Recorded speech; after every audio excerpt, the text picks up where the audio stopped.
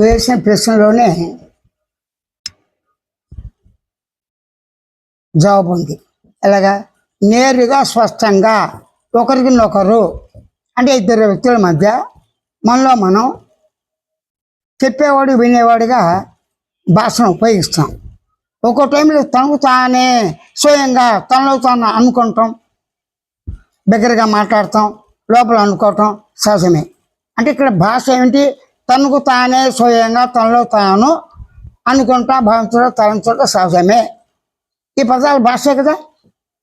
ఈ భాషకి ఎంతవరకు అంటే ఉన్నదే భాష. భాష అంటే ఏమిటి?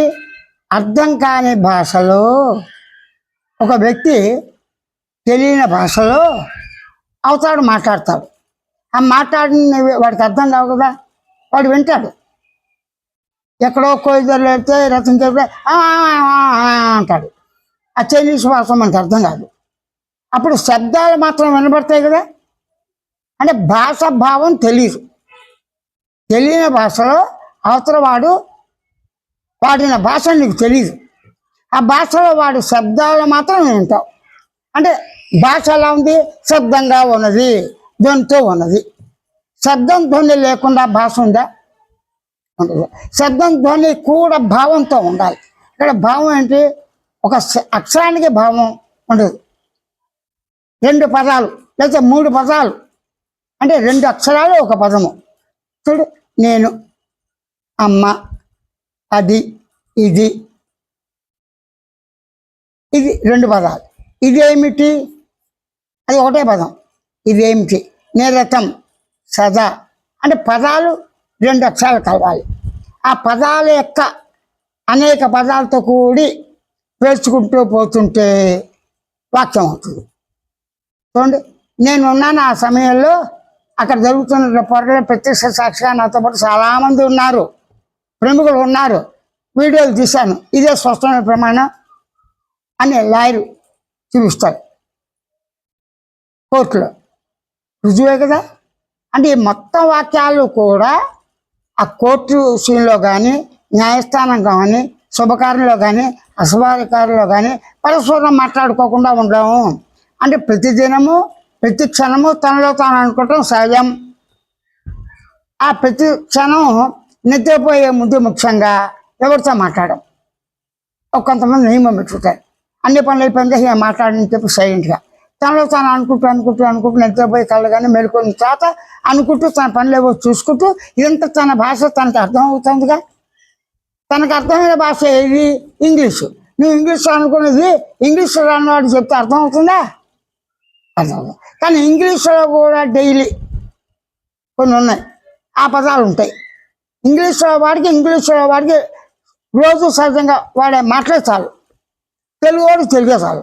ఇప్పుడు చూడు, నేను ఉన్నాను, నాకు నేనే స్వయంగా ఉన్నాను, నాకు నేను స్వయంగా ఉనికితో ఉన్నాను, నాకు నేనే స్వయంగా శబ్దంతో కదులుతూ ఉన్నాను, నాకు నన్ను నేను భావిస్తున్నాను, నన్ను గమనిస్తున్నాను, నన్ను తెలుసుకుంటున్నాను, నన్ను గుర్తిస్తున్నాను, నాకు నేనే సహజంగా అనుభవంతో ఉన్నాను, అనుభవాలతో ఉన్నాను, వచ్చే అనుభవాలు అనేక ఆలోచనతో ఉన్నాను, భావాలతో ఉన్నాను, సంకల్పాలతో ఉన్నాను, గమనించే లక్ష్యంతో ఉన్నాను, సాక్షిగా తెలుసుకునే జ్ఞానంతో ఉన్నాను, తెలివిగా గుర్తించే జ్ఞాపకంతో ఉన్నాను. ఈ పదాలన్నీ కూడా వాడుక పదాలా కదా. అంటే ఓ తెలుగు పదాలని నువ్వు రోజు వాడే పదాలుగా వాడచ్చు కదా. అమ్మ ఇంటికి వెళ్ళొస్తా, చూడండి, యజమాని అయ్యగారు నేను వెళ్ళొస్తాను, నేను పొలం పనులన్నీ నేను మధ్యాహ్నం వచ్చి మిగతా పనులు చేస్తాను, నేనే వచ్చి స్వయంగా చేస్తాను, ఆ సమయానికి మీకు అందిస్తానండి, మీకు చెప్పిన ప్రకారంగా అన్నీ అంటాడు. ఈ పదాలన్నీ వాళ్ళు చదువుకోని వాళ్ళు, చదువు వచ్చిన వాళ్ళు పక్కనకి, తెలియని వాళ్ళు, రాయని వాళ్ళు, సొంతం చేయని వాళ్ళు కూడా ఈ పదాలు పడుతున్నారుగా. ఈ పదాలు ఎక్కడ నేర్చుకున్నారు వాళ్ళు? ఇంట్లోనే ఉండి పుట్టుకతోనే మెల్లమెల్లగా మాటలు మన శబ్దాలు పదాలతో సవ్యంగా ఉంటే అన్ని అవయవాలు నాలుగది నత్తి లేకుండా చక్కగా గరిస్తాడు. ముందు అమ్మ అమ్మ అమ్మ అయ్యా తాత అంటే అమ్మ గట్టిగా అమ్మ నాకు ఇయ్యే, నాదే. ఆ వయసు వచ్చిన కొద్దీ వాడు తీవ్రంగా మాట్లాడతాడు. ప్రేమగా అమ్మ నాకే ఇయ్యమ్మా, తమ్ముడికి అన్నీ ఇచ్చేసాను, నాకు ఒకటి అమ్మ నిత్యనానుంది. నేను వాడు చూడకుండా ఇస్తాను రా, నువ్వు కామ్గా ఉండు, వాడు పెంచి పెడతాడు, అన్నీ నావే అంటాడు. చిన్నాడు కదా, అవునులేండి అంటాడు. ఇవన్నీ భాష ఆ తల్లికి తండ్రికి అప్ప చెల్లెలకి ఆ కుటుంబానికి సంబంధించిన వాతావరణంలో భాష. ఇది అందరి ఇళ్లలో ఉందిగా భాష. అదే భాష చాలు వాడుక భాష. అంటే అర్థం నానార్థాలతో ఉన్న భాష వాడరాదు.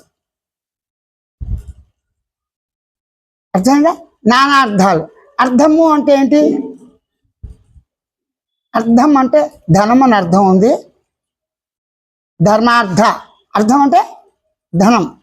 అర్థం అంటే ఆ యొక్క పదాల యొక్క వాక్యాల యొక్క సంపూర్ణంగా అవగాహన చేసి ఆ పని గురించి కానీ ఆ కర్మ గురించి కానీ లాభం నష్టం ఏవో ఉంటాయి కదా, దాన్ని సంపూర్ణంగా అర్థం చేసుకుంటా గ్రహించటం, తాత్పర్యం, భావం తెలుసుకోవటం.